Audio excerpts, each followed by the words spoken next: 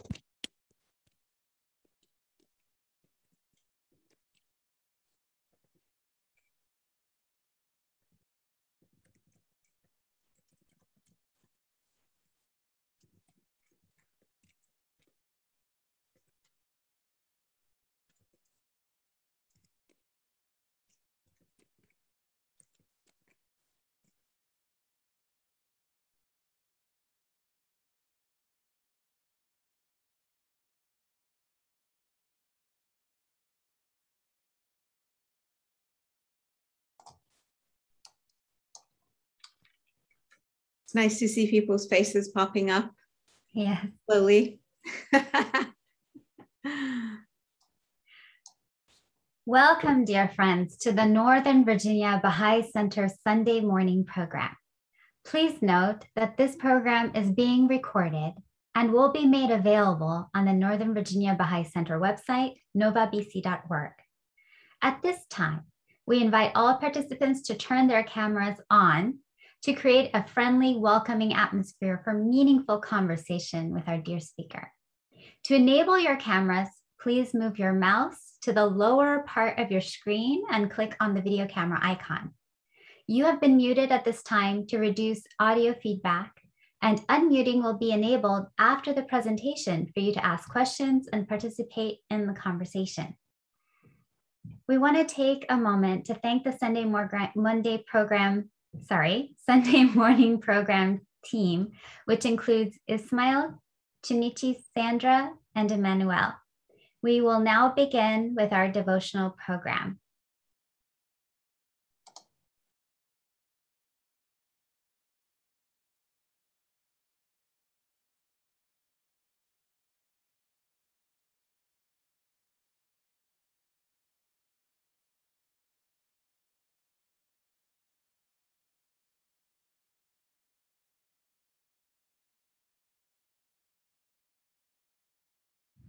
Oh my God, oh my God, unite the hearts of thy servants and reveal to them thy great purpose. May they follow thy commandments and abide in thy law.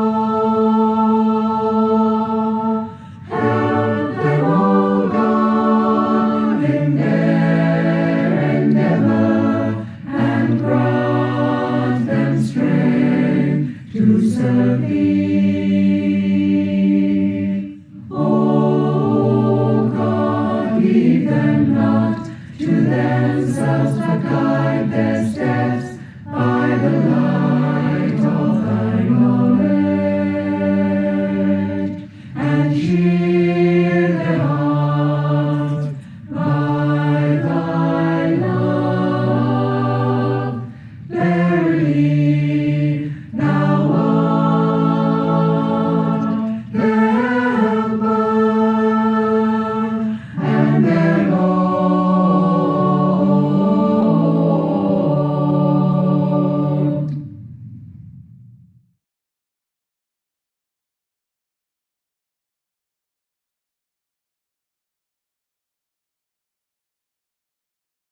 They've put men on the moon, beckoned revolution with the pound of a hashtag, crafted metal birds that ascend to the heavens, given panacea to bodies that walk the tightrope between life and death.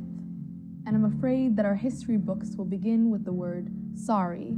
I'm afraid that our history has become litany. Repetition does not make perfect. And I'm asking, no, demanding, that world leaders make good on their promises. I'm asking that the Universal Declaration of Human Rights becomes fact, not fiction. I'm asking that the present not re-gift history to the future.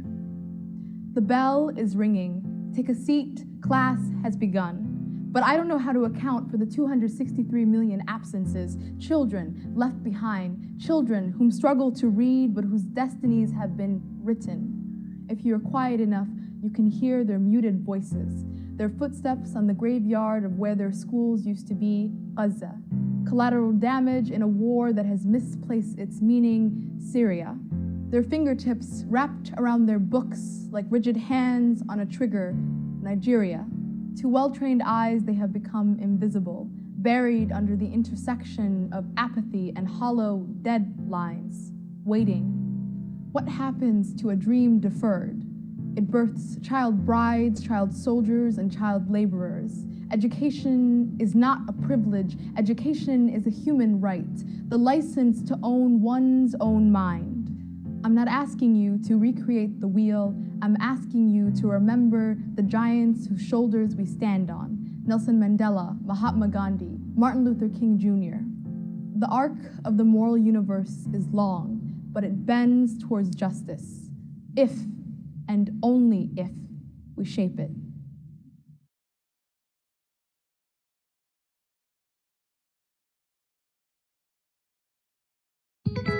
Peace is not just the absence of conflict, but the prevalence of justice. It's about hope, opportunity, empowerment, and dignity. Peace guarantees the world is preserved for generations to come by ending poverty, combating climate change, and fighting injustice and inequality. Peace is the ability to differ in opinion, culture, religion, ethnicity, ideology, and yet live united in the same community. It's about how we act toward one another in the face of challenges, instability, and terror. Peace is about respect for human dignity, respect for human life, respect for neighbors and strangers alike. A threat to peace anywhere is a threat to peace everywhere. We must think of ourselves as global citizens, not just citizens of our community and country. For peace to prevail, we must bring hope to the hopeless, opportunity to the underserved, empowerment to the oppressed, dignity to the disrespected. The conditions that threaten peace are man-made. It will be the actions of global citizens that will reverse these conditions. Now is the time to mobilize people from around the world to commit to creating peace. We must create awareness, advocate for peaceful communities, and take action. Together, let's make peace possible.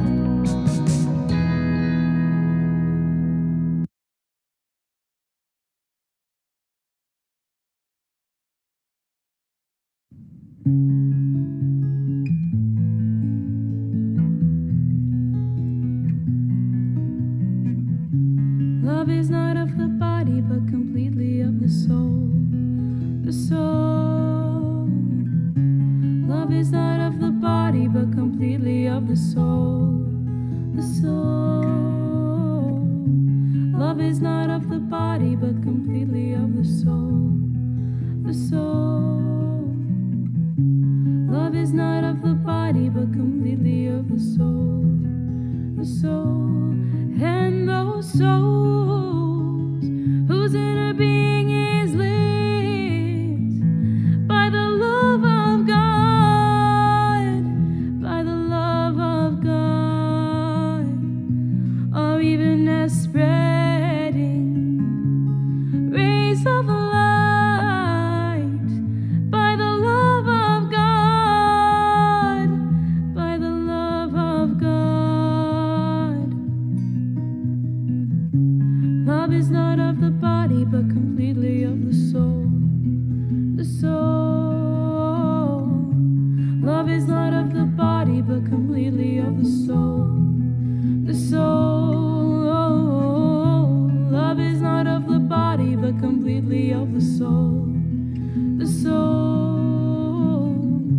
Love is not of the body, but completely of the soul, the soul. For true love, real love, is the love for God. For true love, real love, is the love for God. For true love, love is not of the body, but completely of the soul, the soul.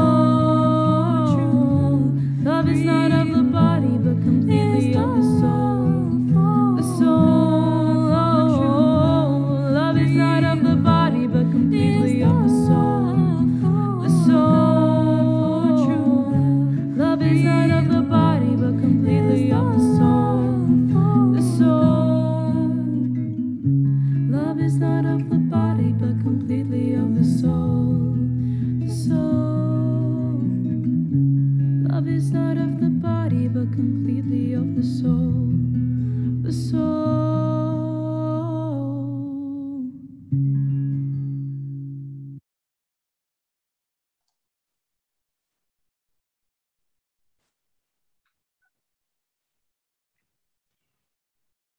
Thank you for those beautiful devotions. Welcome everyone to the Sunday morning program. Just a reminder for those who are dialing in, this program is being recorded.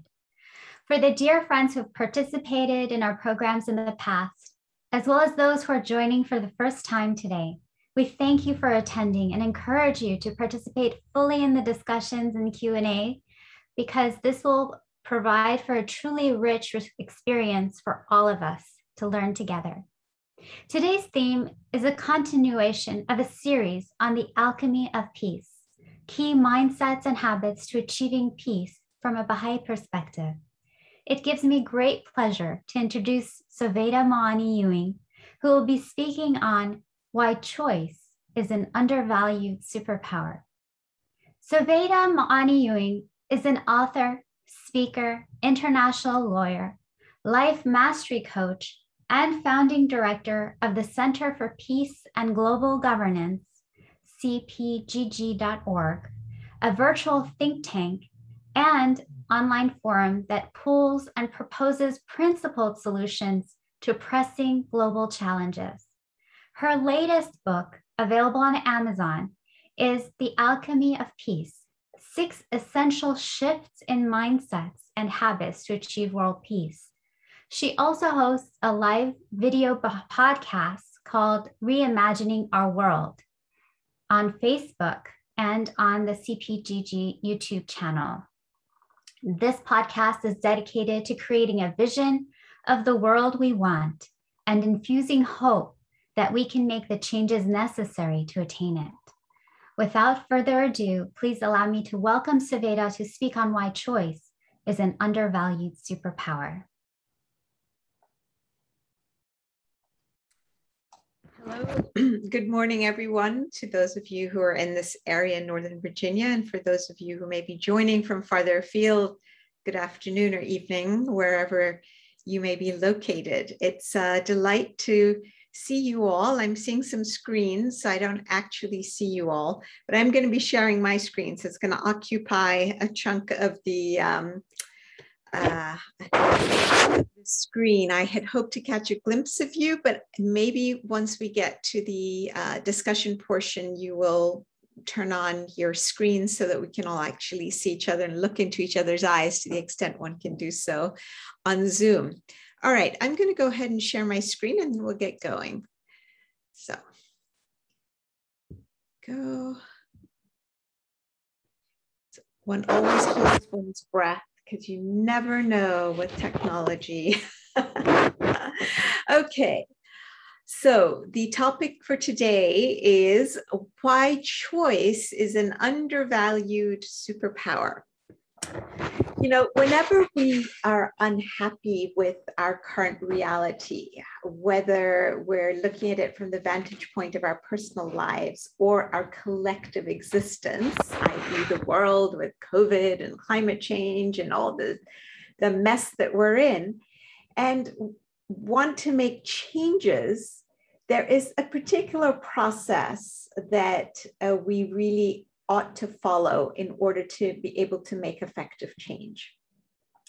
This is a process that I use with my coaching clients, and it's very effective. So I'm going to share it with you. So the very first step we do when we want to change our reality is to take stock of, and accurately and honestly, these are key words. So honestly means really opening our eyes and being honest with ourselves, assessing where we are. Now, what that entails, if you're going to assess where you are, say you're in a point in your life where you're 50 pounds heavier than you want to be, okay? And you figure that it's not good for your blood pressure, for your cholesterol, you're starting to have problems, knee problems, and so you want to lose weight.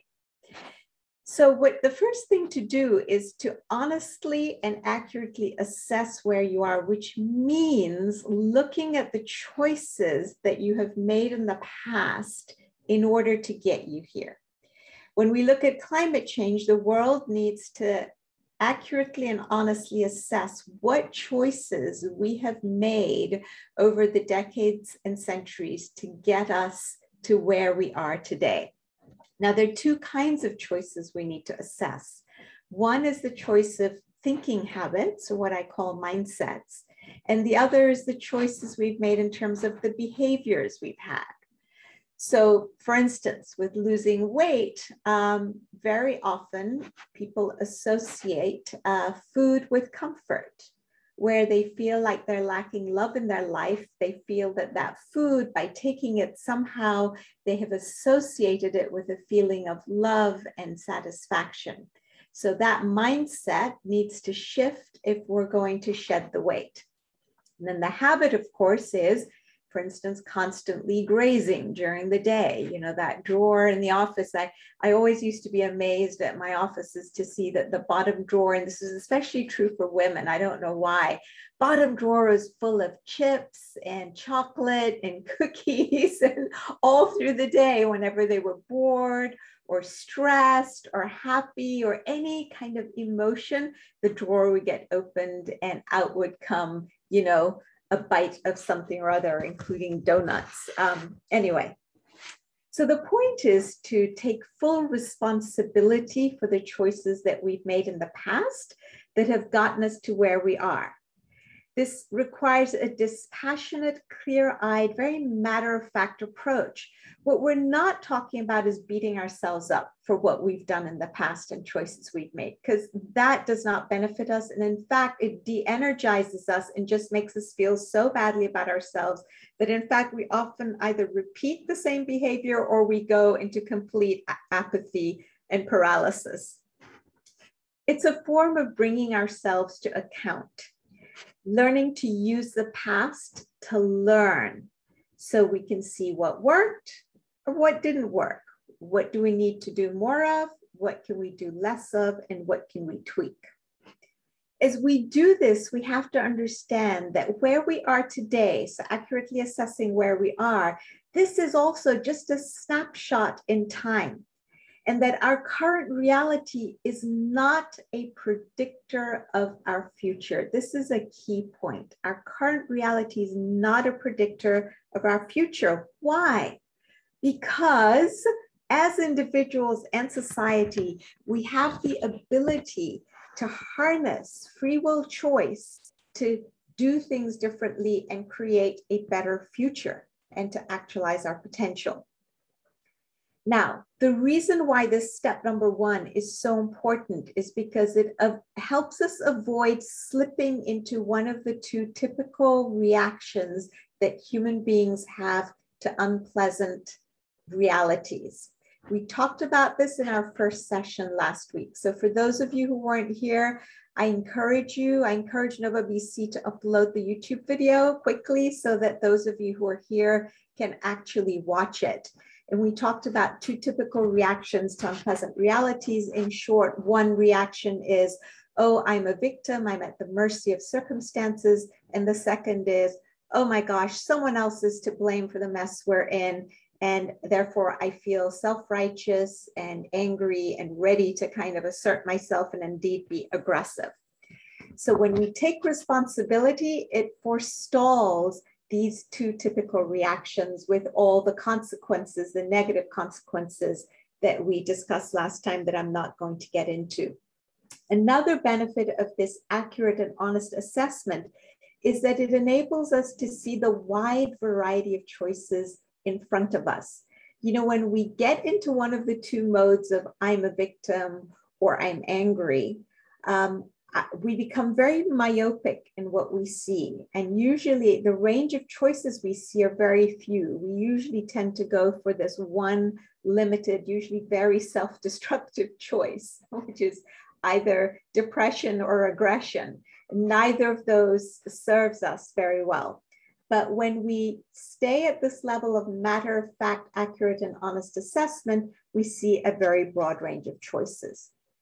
Okay, that's the first step in this three-step process. The second step, as you'll see on the slide, is to create a clear vision of where we want to end up. So we know where we are, we've honestly assessed, and now we want to see where is it we actually want to end up, because we need to know the direction we're heading in. We don't want to go this way or this way or this way. We want to go this way, right? So being very, very clear.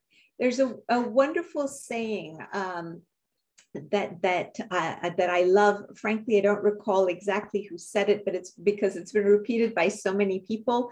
But here it goes. It says, what a man or woman can conceive and believe, he or she can achieve.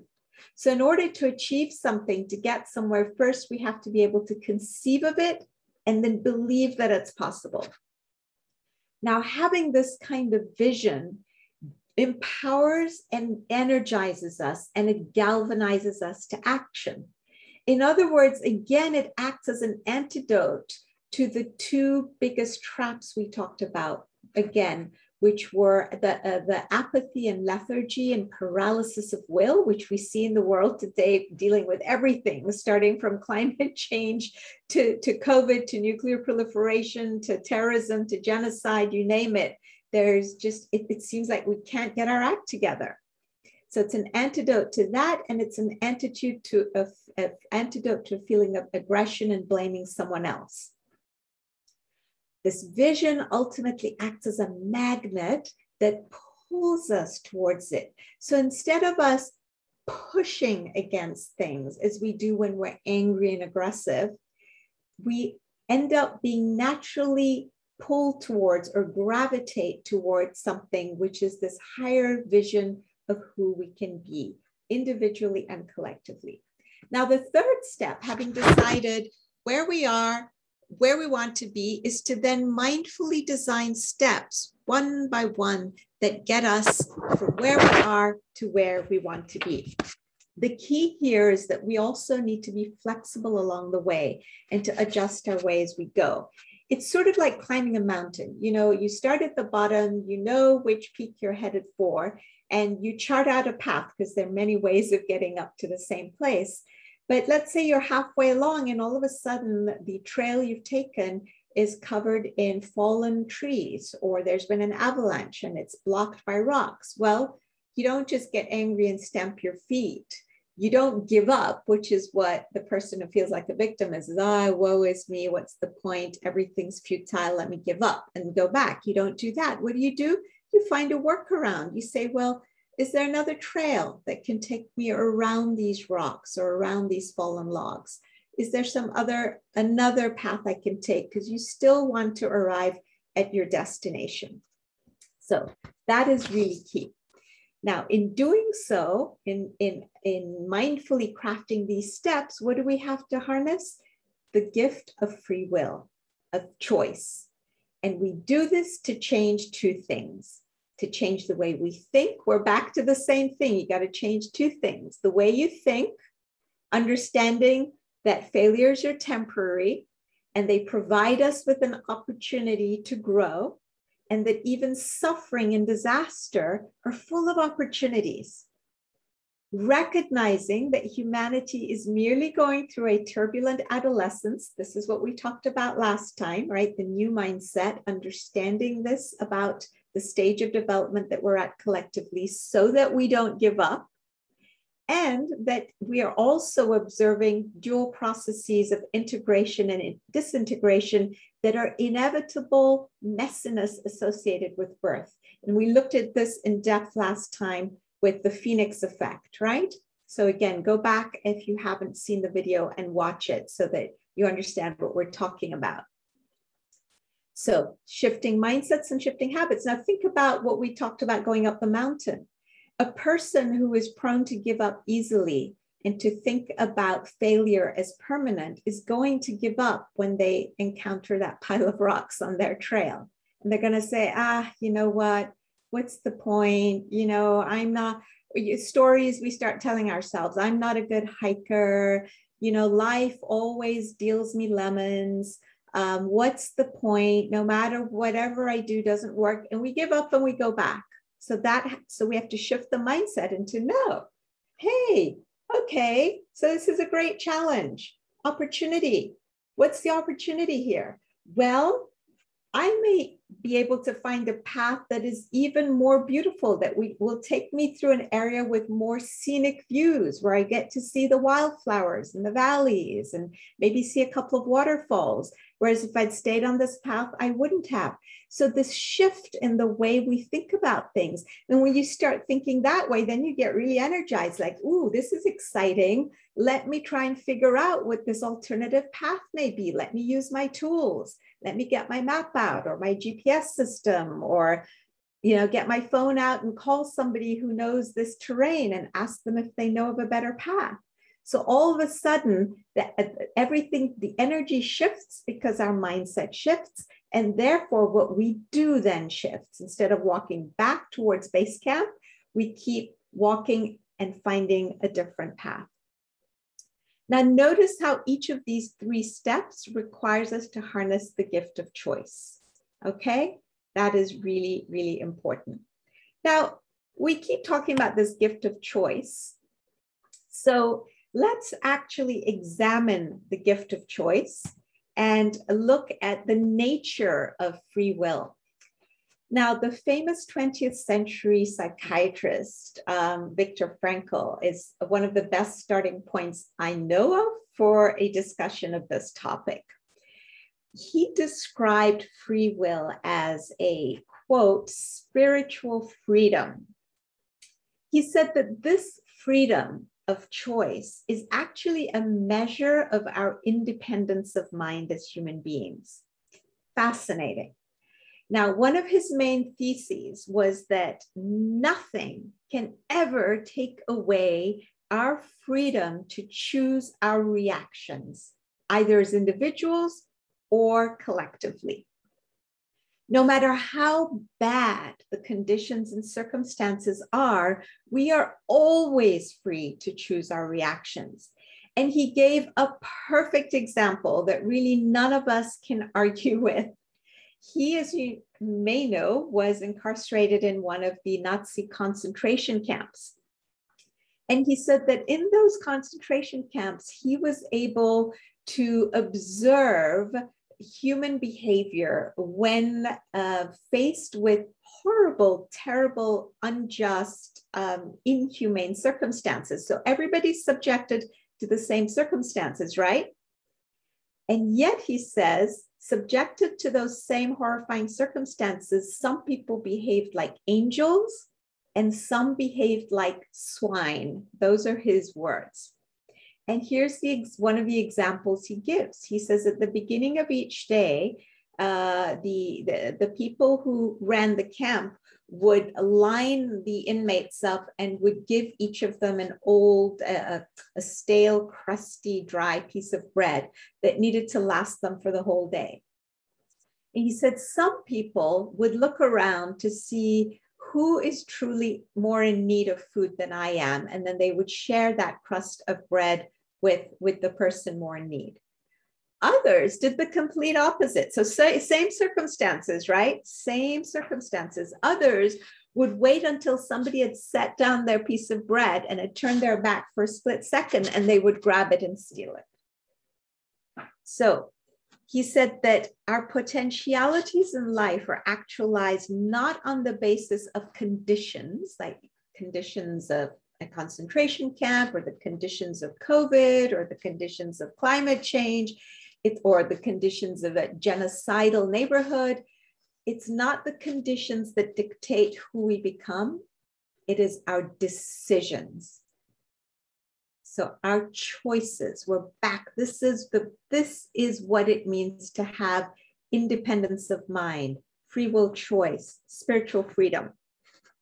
Now, let's just to hammer this home and to make it come alive for us, let's think of this in our own lives. So I have a couple of examples. Let's start with examples in the context of our lives. So if you've ever known or observed alcoholic families, you will see that where a parent or two are alcoholics, the children often end up at one extreme or the other. Some children say, oh my gosh, I see the damage that my parents have caused. There is not a chance I'm ever going to touch alcohol. And they steer completely away from imbibing alcohol. And yet other children in the same family, a sibling, will follow in their parents' footsteps and themselves become an alcoholic. That's the same conditions, subject to the same behaviors and the same horrible circumstances at home of what it's like to grow up in an alcoholic family. And yet the choices that siblings within the same family will make can be starkly different. Now, another example that demonstrates how differences in choices made by individuals can impact an entire country. And the country we're looking at is South Africa. And the individuals we're going to look at are Nelson Mandela and his wife, Winnie Mandela. Now, both had been, were in a society where there was a lot of injustice, where apartheid was the fashion of the day. And it was a very, very unpleasant environment in which to live. And yet the two of them had very different reactions and made very different choices and decisions about how they were going to deal with it. Let's start with Nelson Mandela. He started off life being a reactionary and saying, I hate the system, I want to change it. He tried peaceful protest and decided this doesn't work very well. So he set up a paramilitary arm of the African National Congress. And he was eventually arrested and put in prison for bomb making. He was in prison for 27 years. Now, what did this man do in prison? During this time, he took the 27 years. Instead of stewing in resentment and getting angry and angrier, he decided to focus on himself and to develop himself and to read and to reflect. So that by the time he came out of prison, when he was released in 27 years later as an old man, he was willing to see his white oppressors as human beings. He was able to forgive them for what they had done, treated him and his countrymen and women. And he was willing to extend the hand of friendship to them and say, let us work together to build a new nation. There's a wonderful saying of his that demonstrates his mindset, right? The shift, the change in the way he started to think. I love it because I often remind myself of it. He says, resentment is like drinking poison and then expecting your enemy to die. What incredible wisdom. Resentment, blame, all of these are futile. Because all we're doing is we're poisoning our own souls and spirits, and it literally affects our bodies as well. And it just doesn't affect the other person whom we deem to be our enemy.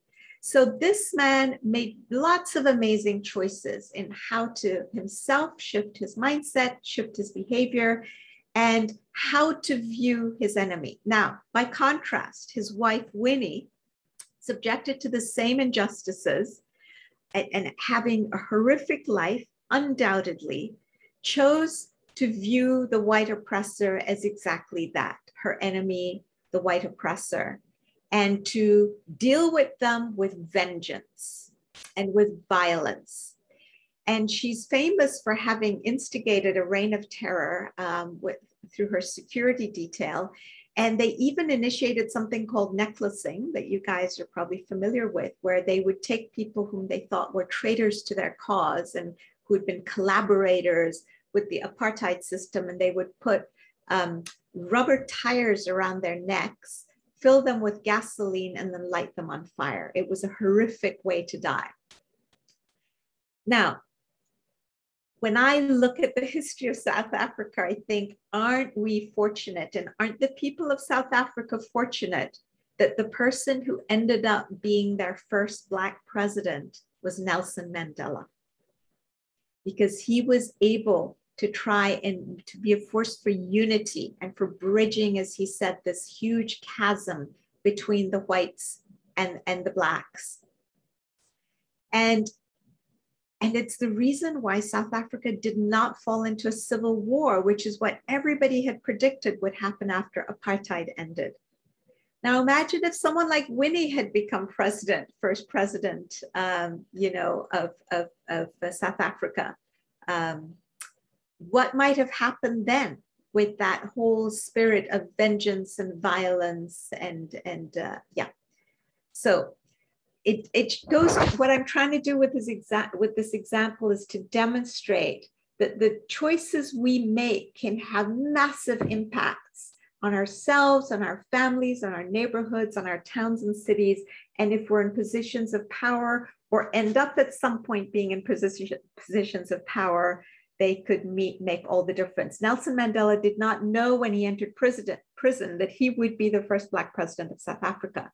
Yet he made the choice to work on himself and to evolve and to do the work on himself. And thank God he did, because he did end up being in a position of power and he was therefore able to use it for good. Now, our current experience with COVID also shows how choice makes a difference. In those countries like New Zealand, where people have chosen to follow strictly the guidance of their government and who trust their government to give them good guidance, people have masked, and now they're doing what they call a vaxathon, trying to get as many people that yesterday they were trying to get 300,000 people inoculated with the vaccine in one day. That's amazing, right? And by last count, I'd seen 180,000 had been vaccinated and everybody's supporting their government. Yay, we're all in this together. We're all working together to achieve a common goal that is of benefit to all of us. Whereas in other countries, we fight, as we do in this country, in the United States, over to mask or not to mask, to vaccinate or not to vaccinate. Everything's become a political hot potato issue, which is such a pity. But these are all choices that we get to make, and we suffer as a result of them. Climate change is going to provide us with a lot more opportunities to learn the lessons and to exercise our free will choice. We're going to have to share food, which is going to become more scarce. We're going to have to share land, as a lot of land goes underwater or becomes unfit for agriculture. We're just going to have to learn to share a lot. There are going to be less consumer goods. We're going to have to stop burning fossil fuels. So transportation and, shipping these, you've seen these pictures of the cargo containers in the ports. This is unsustainable for us to keep ordering stuff at the click of a button, expecting it to be shipped from China while we burn fossil fuels. So all of this is going to have to change. Okay. Now, in order to most effectively exercise the power of choice, and we've talked about the importance of the power of choice and what it means, in order to exercise it effectively, especially in times of challenge and crisis, we need to opt for what is called the third path. And I'll explain this to you in a second. This phrase, the third path, comes from a famous Harvard-trained psychologist, Sean Aker. So he says that in his research, he's noticed that when human beings are exposed to difficult situations, whether in our personal lives or collectively, we tend to do one of three things. Our first go-to, which he calls the first path, is to do more of the same.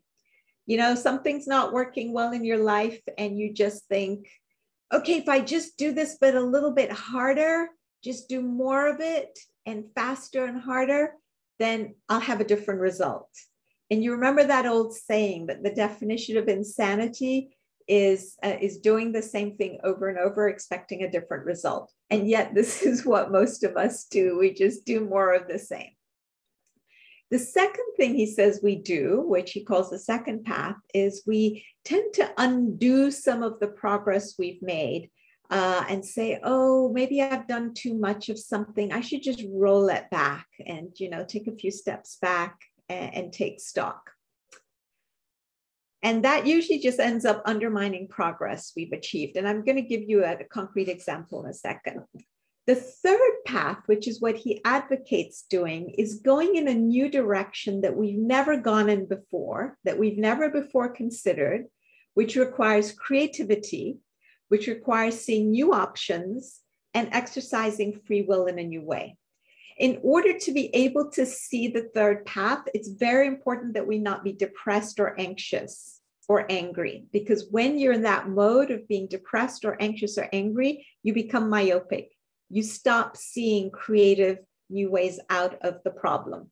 So that's why it's so important to shift those mindsets that we talked about last week.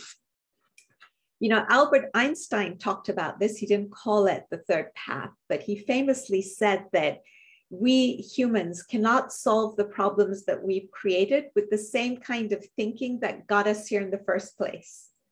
And so he recognized that we have to shift our thinking. We have to shift our mindsets if we're going to get ourselves out of the mess we're in. Now, this approach helps us to make of tests and difficulties that life throws us stepping stones instead of stumbling blocks. Shoghi Effendi talks about this in his writings also. He's the second authorized interpreter of the Baha'i writings. And he says that it's important to make of tests a stepping stone as opposed to a stumbling block. So let's take a concrete example. Brexit is the one I want to offer. How did Europe react to the fact that Britain chose to get out of the European Union? Well, a lot of countries took the first path. They decided to do more and more of what they were already doing, engaging in the same kinds of policies that had driven Britain out in the first place. So Britain left because she was upset by a whole host of policies that the European Union was pursuing, including with respect to immigration, but also with respect to other things, a whole host of other things. So what did the European Union do? They started doing more of the same. So that's path number one. Not very effective if you're trying to woo Britain back into the fold. Second thing they did, some countries like Poland said, you know what? We think we have given too much authority into the hands of the European Union institutions in Brussels. So we want more autonomy again. So we want to revert back and become more autonomous and take back some of our powers of decision-making. This is the second path. And by doing so, they would be undoing that amazing, painstaking process of increasing integration that the European Union had done for so many years. Now, what's fascinating is that there were two gentlemen who were the foreign ministers of Germany and France who did what Sean Aker recommended. They chose to opt or propose opting for a third path, which was something that nobody else was talking about. It was creative, it was forward-looking, and they wrote an amazing report. Their names were Errold Steinmeier. Errold was the French foreign minister, Steinmeier was the German foreign minister. And they start the report, I mean, it gave me chills when I read it. That they said that, yes, we acknowledge that Europe is in the midst of a crucible of severe testing, but we can overcome these tests. So amazing positive attitude and mindset shift. So instead of giving up and opting for path 1 or 2, they say, we know we can come out of it. And indeed, the way to come out of it is to become even more deeply integrated, to work more closely together, all the members of the European Union, and to eventually become more politically unified and economically unified, but politically unified, which means, in effect, moving towards the United States of Europe, just like we in this country moved from a confederation all those years ago to a United States of America, to realize that the only solution to our many problems, including our debt crisis at the time, was to become a federation. Anyway, it's a fascinating report, and they lay out detailed proposals for how to pursue basically this third path. But to me, it's a stunning example of exactly what Shawn Achor is talking about.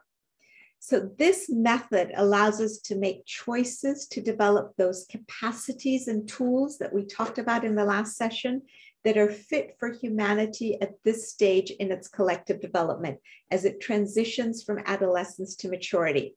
It'll lead to a quantum leap in our growth. And finding this third way in responding to our global challenges, including the pandemic and climate change, is the vital opportunity before us. This is where it's all at. The opportunity is to do what? To learn some crucial lessons. What are those crucial lessons? That all nations are bound together. We all sink or swim together. That the advantage of one nation can only be ensured by guaranteeing the advantage of the whole. And therefore, we have to choose solidarity, collaboration, and cooperation and consultation over competition.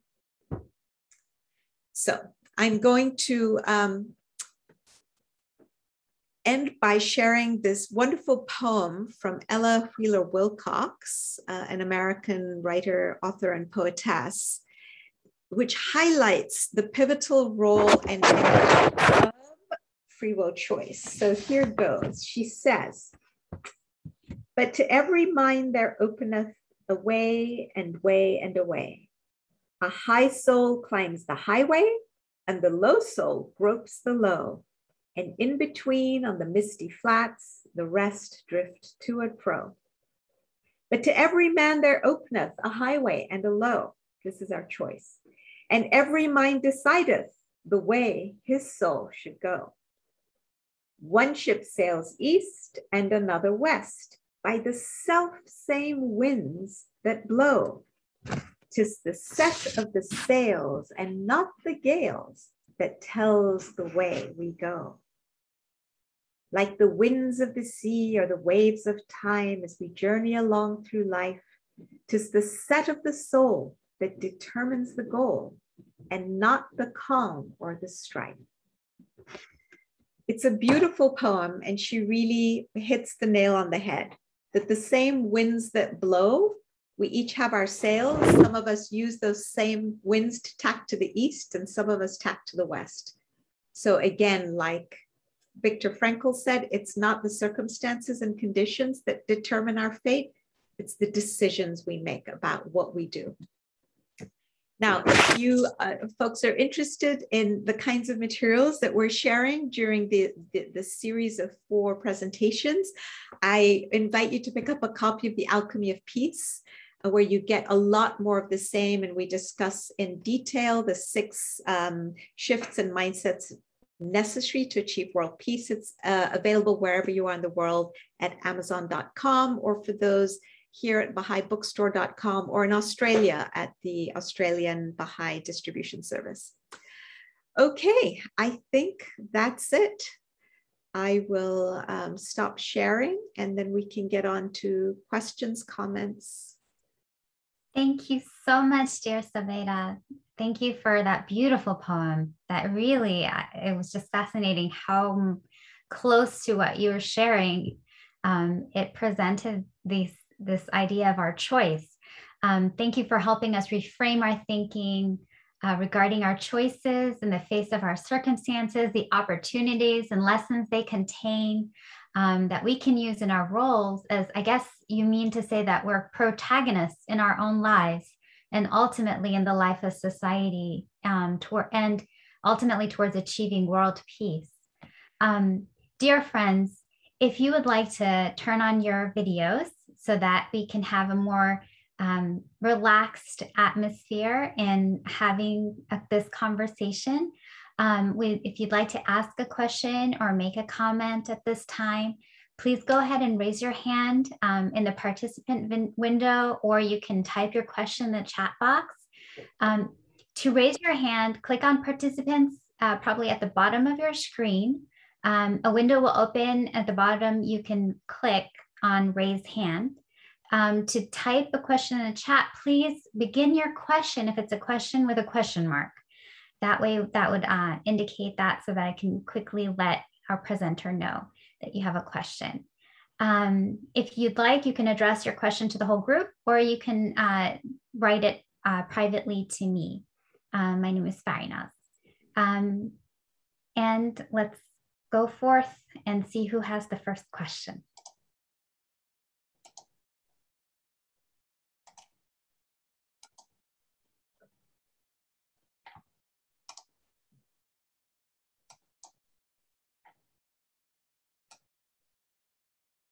Okay, I see.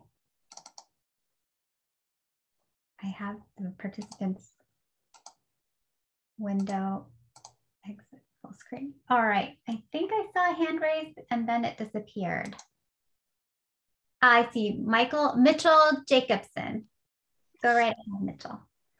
Thank you. Does my sound work this week? It does. I don't know what happened last week. I asked my IT expert, Payman Akavan, to explain it. Even he couldn't explain it. Thank you. Sovaida, thanks again for a very thought-provoking talk. I want to go back to where you started on the concept of victimization, because a lot of it rang true to me about leading to depression and aggression, a myopic view, and then the damage of blaming others for the situation we're in. I love this quote from Nelson Mandela that it's like drinking poison and expecting the other person to die. But my question, I want to turn it a little bit upside down on you. Sure. When you're involved with friends who you feel are in that situation, and you see that they're in sort of what I refer to as quicksand, is there a constructive way of interacting? You spoke a lot about how the individual who's in that situation has the responsibility to evaluate their situation and make changes.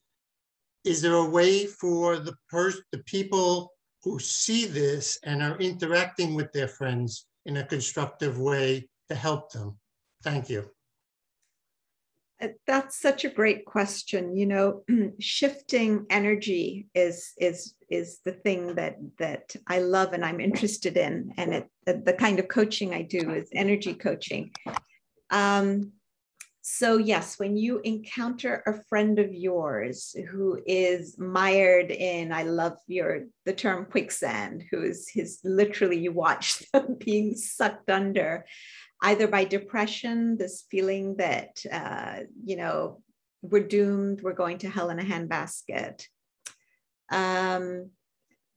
Or they're just really angry and they're blaming somebody. You need to get them out of that. So the first key tool that I use is just listening, a lot of listening, acknowledging, and validating. In other words, saying to them without condoning what they're doing, in other words, without condoning their biases and prejudices, conveying to them that given where they are, so you're meeting them where they are in their process of development, it's understandable that they would feel this way.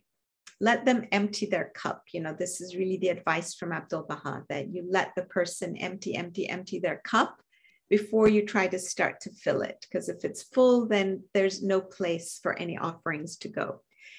Then the next thing I do, I just share with you kind of my own process, techniques I've tried, is I start asking questions to get them to focus on what is the cost of the strategy that they're pursuing at the moment.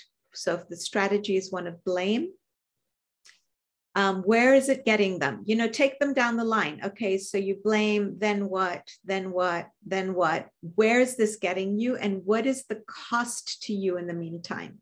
You get them to reflect on the cost to them in terms of their emotional state.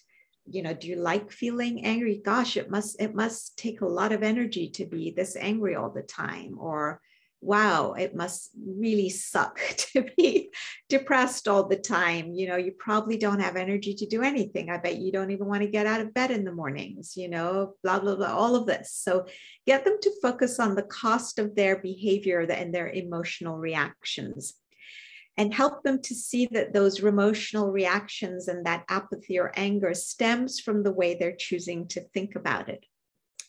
And then once they're focused on the cost, then you start very gently saying, what if questions. So, you know, is there another way one could possibly frame the same situation? Is there another way to explain what we see going on around us?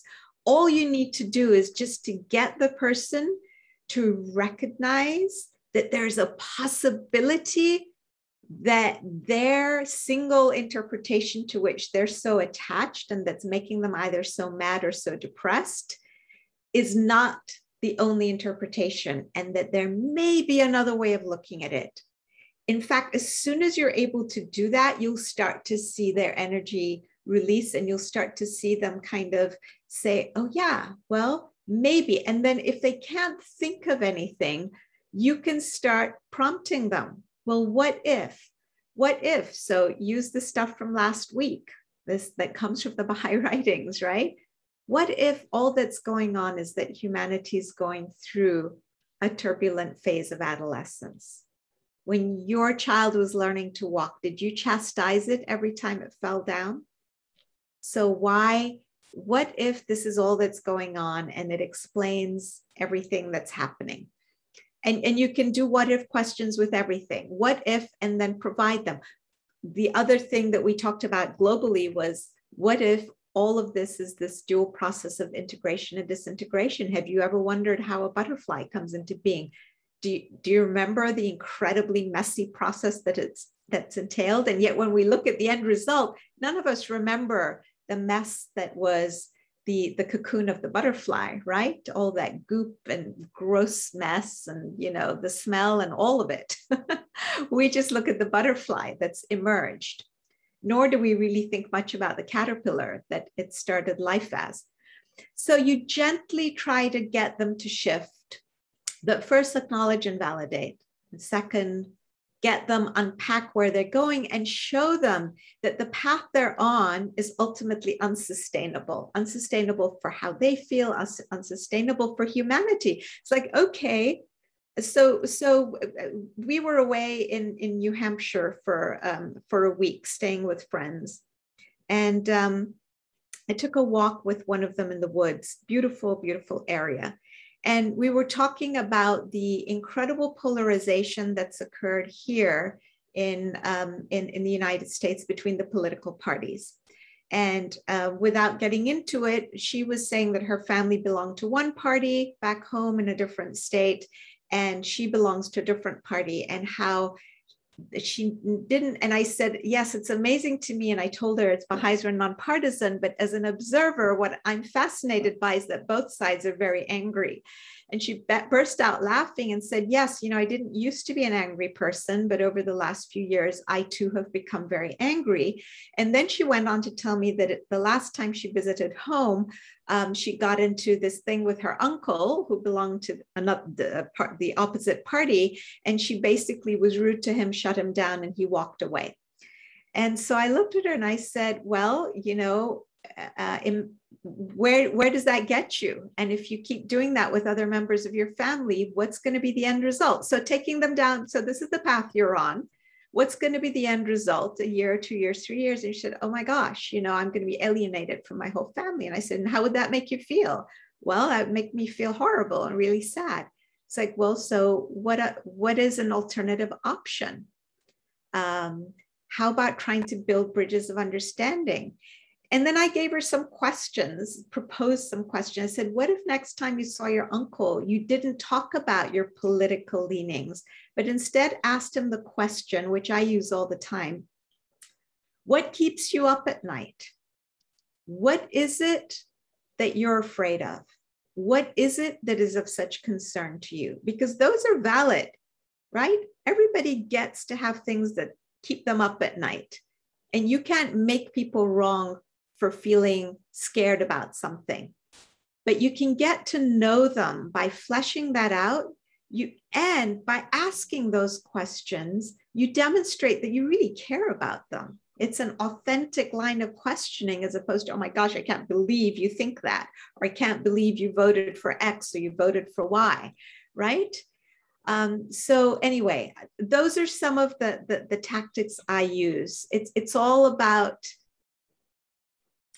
letting them, bringing to the light of consciousness their own mindsets and habits, bringing to the light of consciousness that the path they're headed down is unsustainable, and then gently planting alternative seeds and then watering those seeds over a long period of time. You can't do it in one conversation.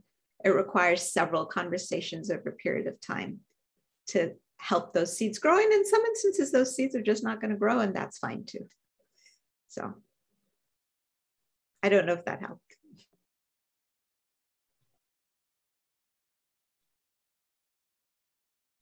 Pema, you have your hand up. Yes, thank you, dear Sovaida. As always, you do a brilliant job. And speaking about the current political environment, especially in this country, it is so dichotomous, and it almost feels like that because of the two political systems or parties, they almost sometimes you feel it's purposefully done in order to that concept of divide and conquer, because it almost seems like they politicize everything in order to divide and to pull people towards themselves, which is, I mean, we see the results of it. And as you were explaining, when you do that, what kind of consequences it has. And, you wake up these days and you think, is this really the America that we're living in? This great destiny that is supposed to be upon America. I mean, we know it's supposed to go through a lot of tests and kind of rethinking, but it really seems to be happening, and it's so unfortunate because all the bystanders are the victims. So just wanted to get your thought on that. Thank you. Okay. So I'm going to challenge you. Uh-oh. Yeah. So you use the word unfortunate. So you said, as we wake up every morning and we see, all these things going on, it's so unfortunate. Well, is it? So you see, human beings have a tendency to view unpleasantness, messiness, and difficulty as it's unfortunate. So if we truly believe that this is an inevitable part of the process of disintegration, and that without it, birth will not happen. So that spiritual destiny that Abdu'l-Baha has talked about for the United States will not happen until we clean house first. And now this is from The Guardian, I'm not making this up. Until we clean house first. And cleaning house entails some very specific things that The Guardian has outlined. He says we have to clean up political corruption and what you talked about, politicizing everything in order to divide and conquer, that's part of it. Materialism, racism, anti-Black racism, especially in this country, and basically moral uprightness, right? These are the things The Guardian has outlined. And he's made it very clear that the time would come, he predicted this, that the time would come when America would have to start dealing with this stuff. Now, like I do, because we're both human beings, I know it's true for me. that the aspects of my personal life that need cleaning up, literally including cleaning out closets, don't happen until things get so bad, you know, where you can no longer put anything anywhere, or, you know, you get the ants and the whatever start to crawl around, or something happens that propels you. The same is true with these things. We Americans are not going to clean this up until things get so bad and we're so disillusioned. The Guardian says we have to pass through the state of disillusionment, the state of the stirring of our conscience, in order for us to get to the point where we're willing to radically reconceptualize what we mean by things. Now, look at COVID. We're starting to see glimmerings of this. The anti-racism protests. This was a first. Racism has been going on in this country right from its inception. This wasn't new. What happened to George Floyd was not new for the Black community. It was just that the time has come for the rest of us to wake up. And COVID was an amazing blessing in this regard, because we were all stuck at home. We were all tied to social media. We weren't out about, you know, engaging in the entertainment and the frivolity that we normally do. We weren't even at work. So we got to start paying attention. So as opposed to being unfortunate, I would submit it's actually very fortunate that these things combined at the same converge, and it's no accident. So the next thing that I'm going to share with you in response is something that Shori Effendi said, which I had to read like 3 times over because I'd not noticed before. I'd read the passage before, but it's funny how you gloss over things.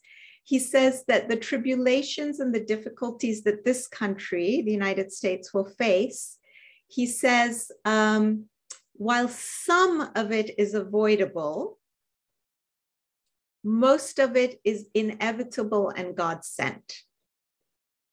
So when you say it's unfortunate, I again say to you, no, it's very fortunate.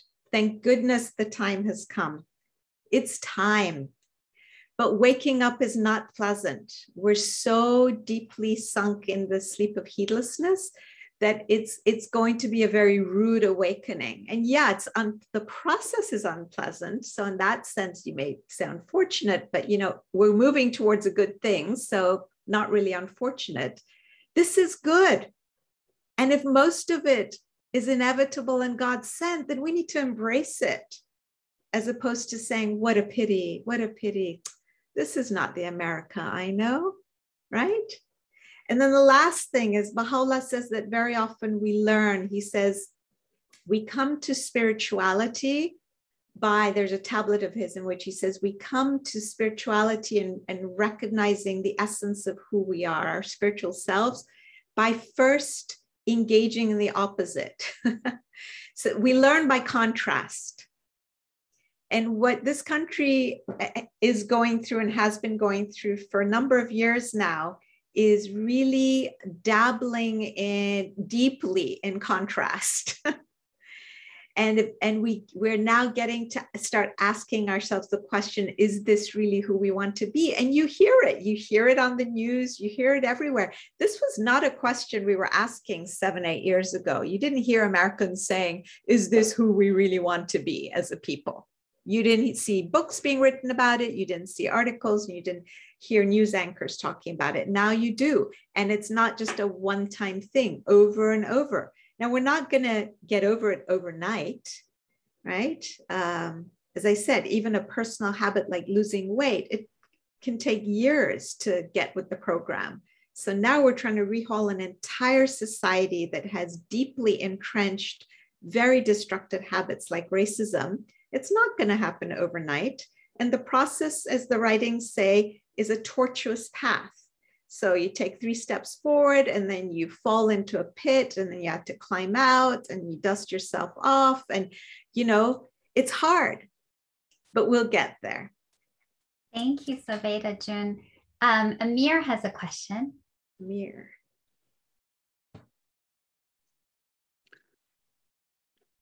Hi, thank you for the interesting presentation. I wanted to, I was thinking of the general premise of your presentation, even though I missed the previous one, and which is, I guess, a path to global peace, and thinking about these choices that you're suggesting. Thinking of two different places in the world. One would be Afghanistan, and the other one would be the Middle East. So in Afghanistan, it seems like the United States has made a choice now to they've changed direction, and now withdrew, and in a sense moved away from war to supposedly peace. But is what happening now in Afghanistan? Is that what we is that what we aspire to have? And the other example in the Middle East, I was thinking of the two leaders that changed their way of approaching things. One would be Anwar Sadat, the other one would be Yitzhak Rabin. Both of these leaders have made 180 degrees in the way they were thinking of resolving the issues, and both of them ended up murdered. One peace agreement has still survived, and the other one never realized. So I just wondered your thoughts about that. So, thank you, Amir. I think, did you and I talk on Facebook? I can't remember. Yes. Okay. Hello. Shalom. Nice to meet you. We talked by email. Okay. Yeah. Wonderful. It's lovely to meet you in person, so to speak, virtually. These are great questions. And in fact, you've anticipated to some extent, the trouble with doing a talk in kind of a series of 4 is that no single talk is complete in and of itself. So, so what you've anticipated is next week's talk, and I'll tell you in what way.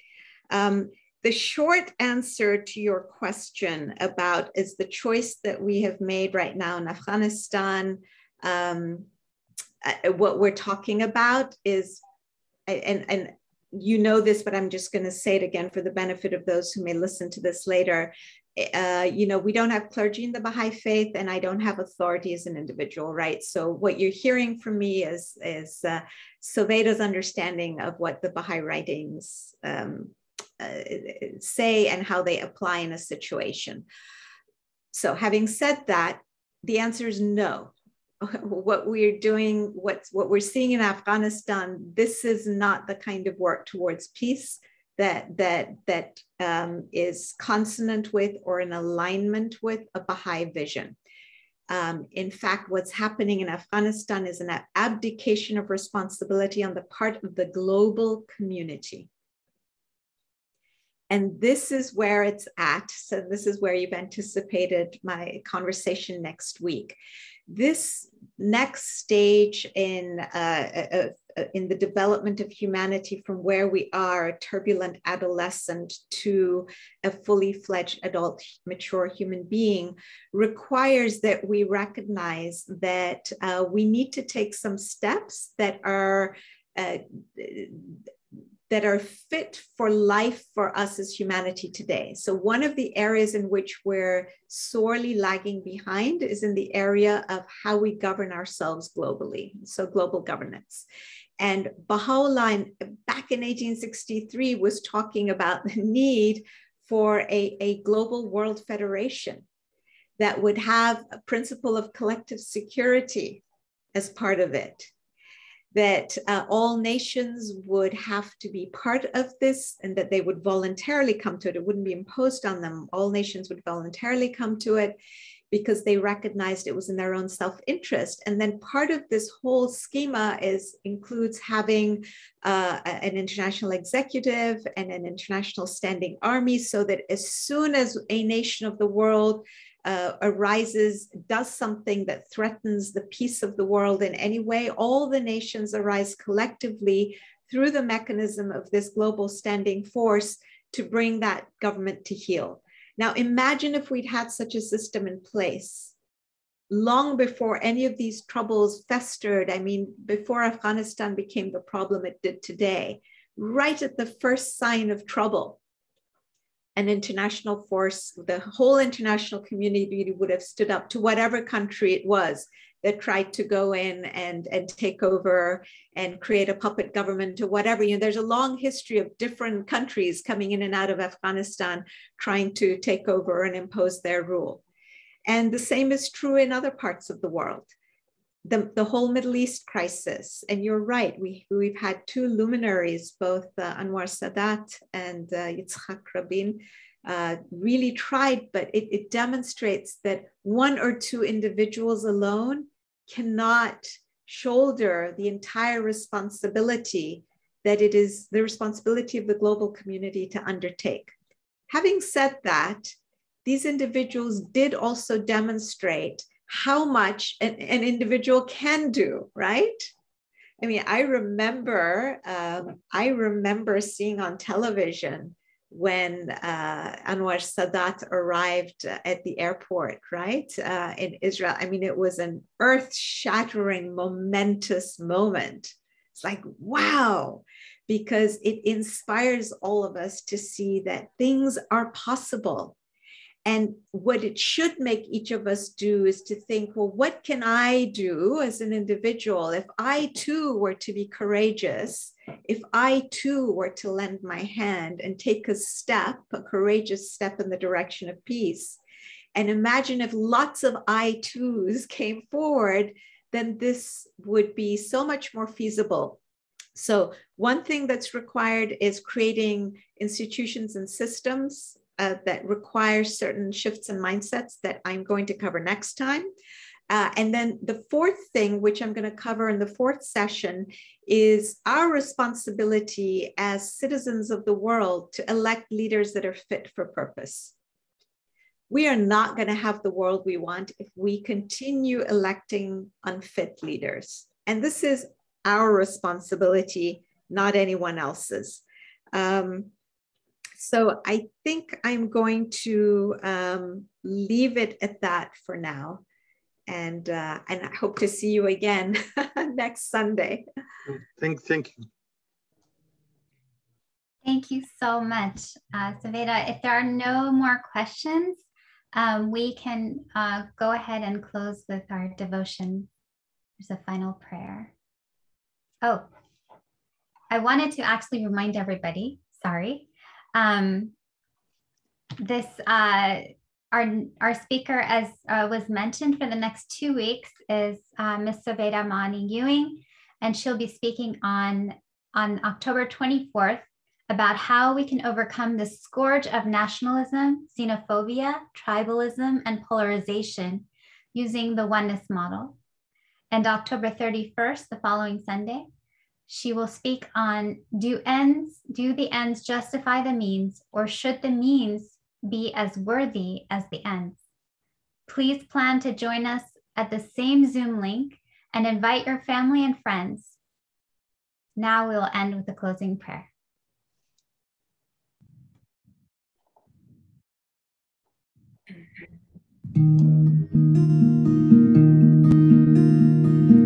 Oh